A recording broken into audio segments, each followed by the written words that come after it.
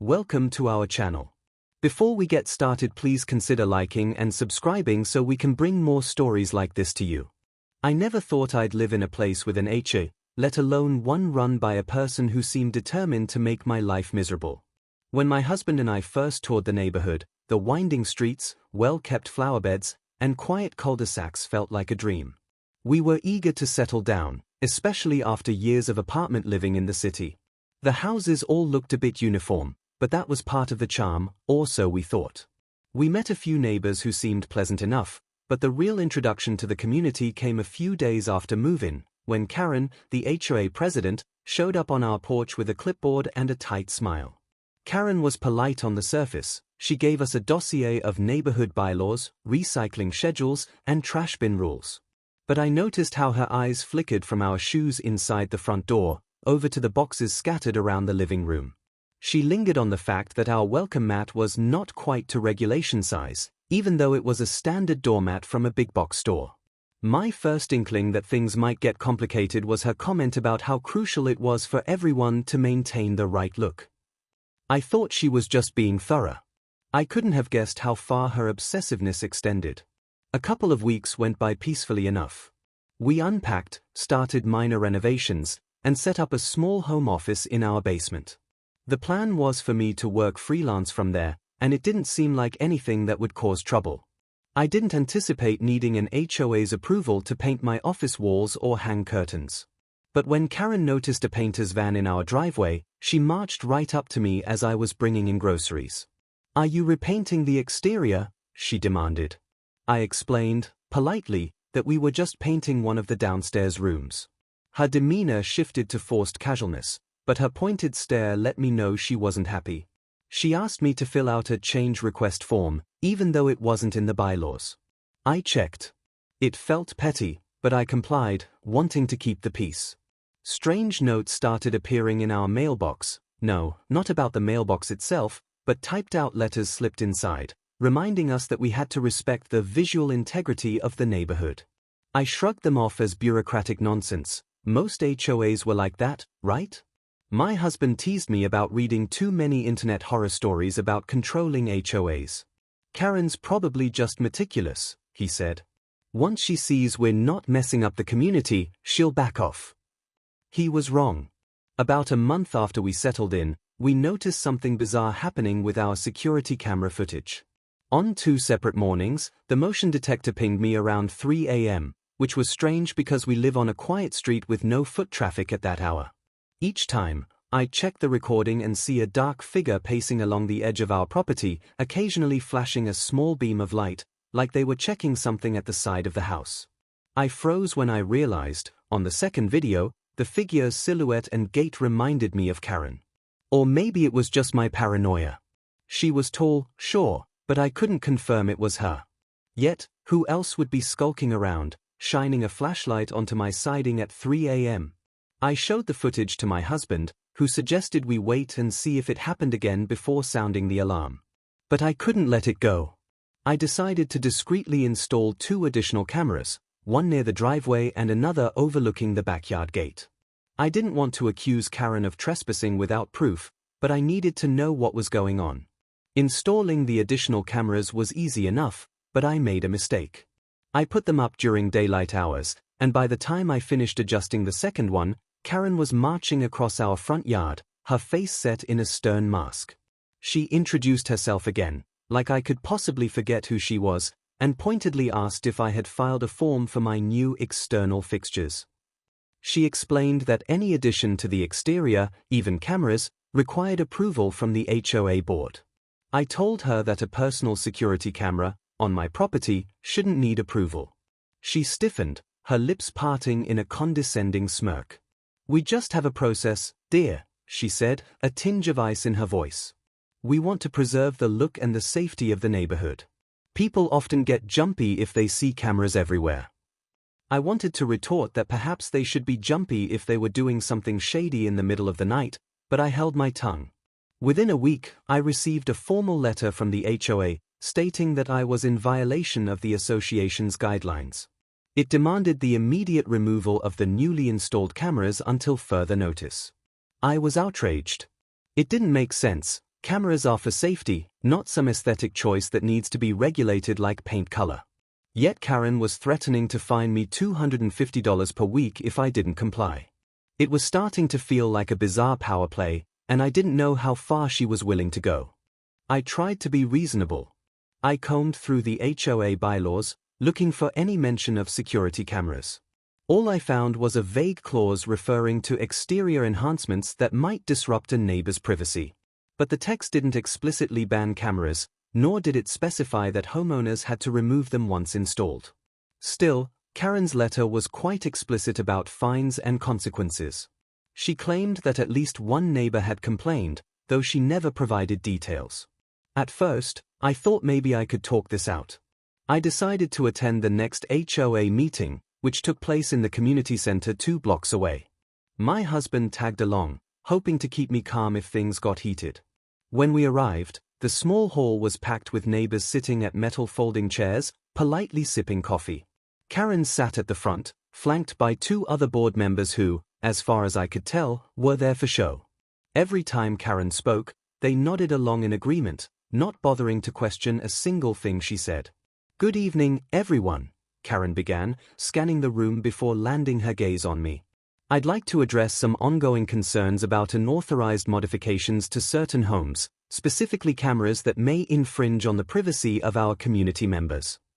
She paused, letting her words sink in.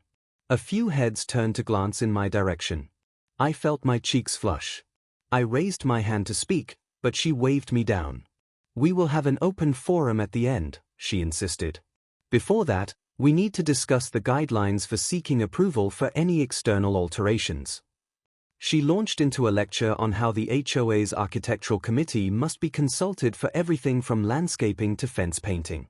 She never mentioned that no committee existed for cameras. That's because it didn't exist at all. This was something she was making up as she went. When she finally opened the floor for discussion, I stood up and introduced myself. I tried to keep my voice steady. "Look, I read the bylaws," I said. "I saw no mention of cameras. We installed them because we had suspicious activity outside our home. It's for protection. My cameras don't face anybody else's property. They're all pointed at my own lot. I'm not trying to spy on anyone." Karen's expression remained neutral, but I caught the triumphant glimmer in her eyes. She responded with a rehearsed confidence. "The HOA board has the authority to interpret existing rules to ensure the safety and harmony of the neighborhood. If we deem something an intrusion, it's within our right to ask it be removed until a formal review can be done." I felt a headache forming. "So, when is this formal review happening?" I asked. One of the other board members, a mousy woman named Deborah, checked an agenda in front of her. "Possibly next month if we have enough items on the docket," she said quietly. "Next month?" I could be racking up fines in the meantime. I pressed the issue, explaining how this was an urgent concern for my household safety. That's when Karen cut in with a thinly veiled threat. "If you're truly worried about safety," she said, "maybe you should reconsider your living situation here. We don't want to turn this peaceful community into a fortress of cameras, do we?" My husband squeezed my hand under the table to keep me from shouting. The meeting proceeded with other mundane issues, parking passes, landscaping budgets, but my problem went unresolved. By the end, we left with no plan and a bunch of neighbors eyeing us warily.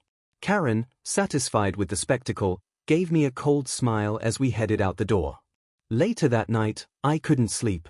The idea of backing down on something as basic as home security felt wrong. At the same time, confronting Karen directly would likely just escalate the problem. I decided to keep my cameras up, fines be damned, and see if she would really follow through.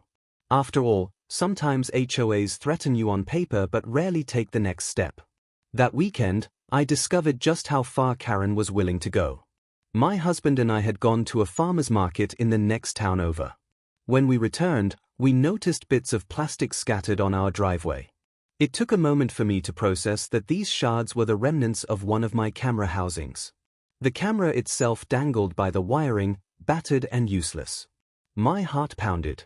Someone had destroyed our security camera, on our property, while we were gone. A wave of rage and anxiety washed over me. Instinctively, I rushed inside to check the footage from the other camera angles. But guess what? The DVR was offline, showing an error message that the camera had been disconnected.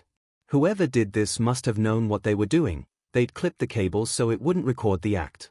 I wanted to call the police immediately, but my husband was a little hesitant. He argued that we should at least talk to a lawyer first, because if it really was the HOA or Karen, we could have a bigger legal battle on our hands.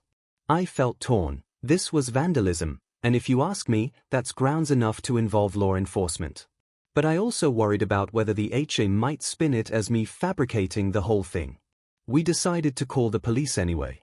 An officer arrived, took a look at the damage, and listened to my concerns. He didn't sound very optimistic about finding the culprit. No eyewitnesses, no functioning camera footage, he said with a shrug. We'll file a report, but unless you have a suspect and some hard evidence, there's not much we can do. I wanted to scream that I did have a suspect in mind, but I couldn't exactly say, I think Karen from the HOA destroyed my camera because she hates cameras. It sounded nuts, and the officer couldn't act on speculation. I showed him Karen's letter about the fines, though, and explained how she was unreasonably targeting me.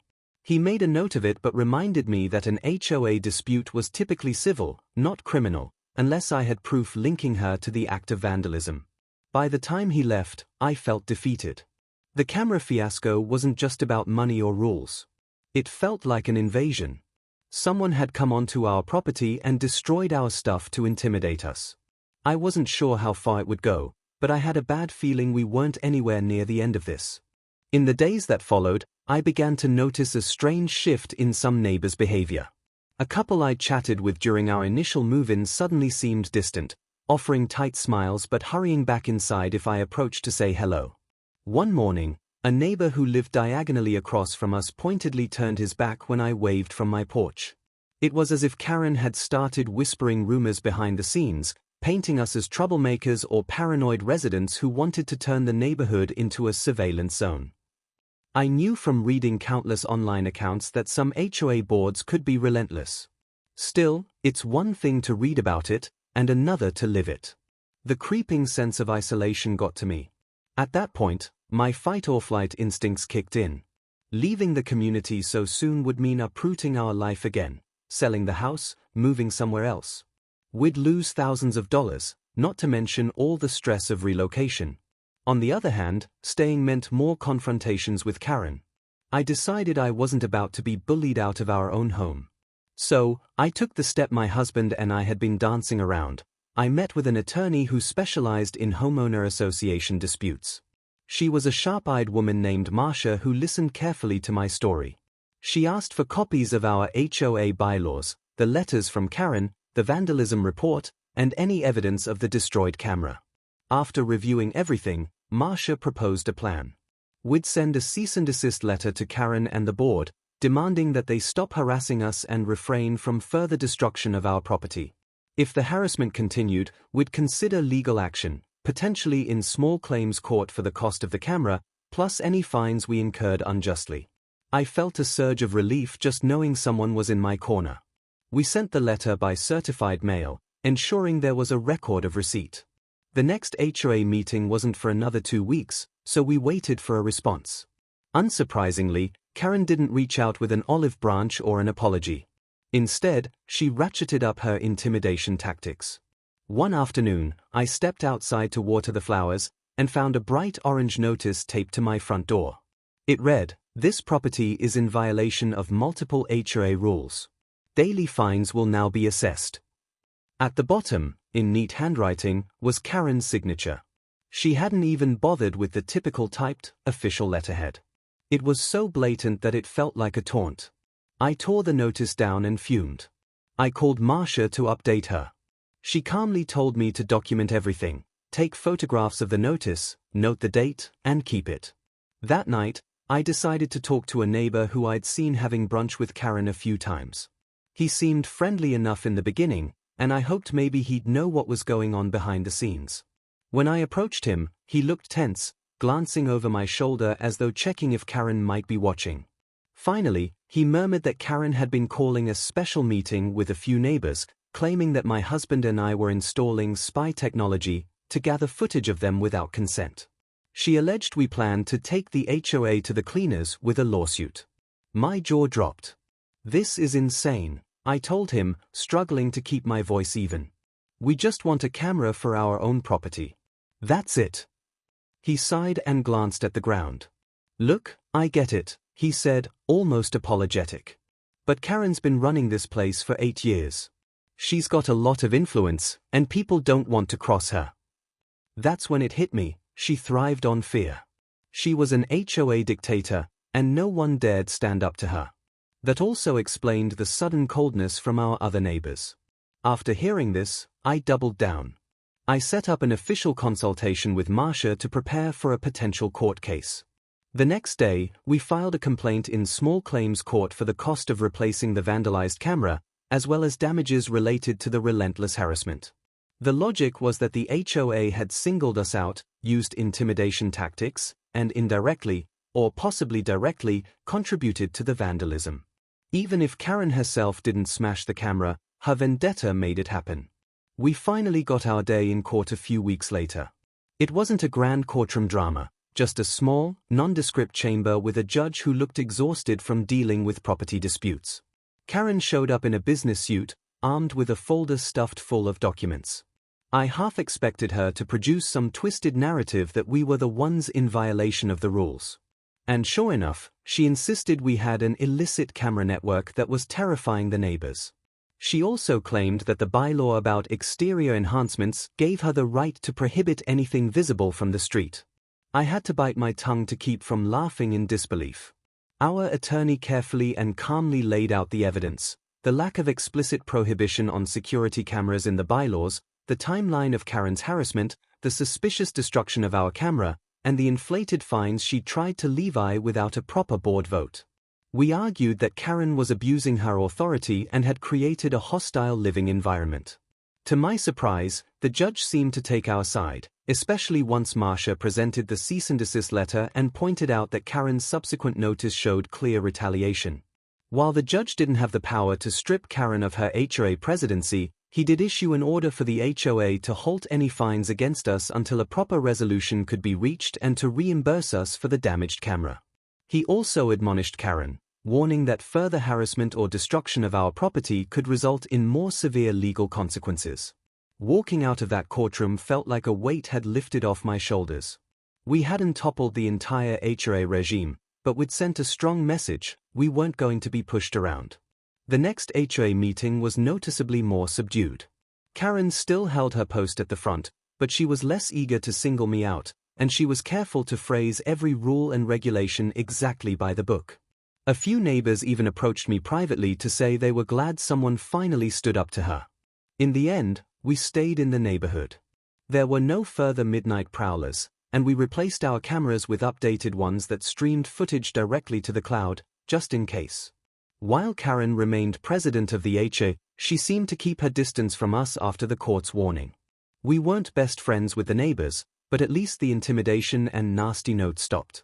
Sometimes, the simplest relief is just being able to live in your home without fear of who might be sneaking around at 3 a.m. or slapping you with bogus fines. It wasn't the ideal suburban dream we'd once envisioned, but it was real life. And in real life, sometimes the only way to deal with a nightmare HOA and its overbearing president is to shine a bright legal light on their shadowy antics, ironically, the very thing Karen had been so afraid of from the start.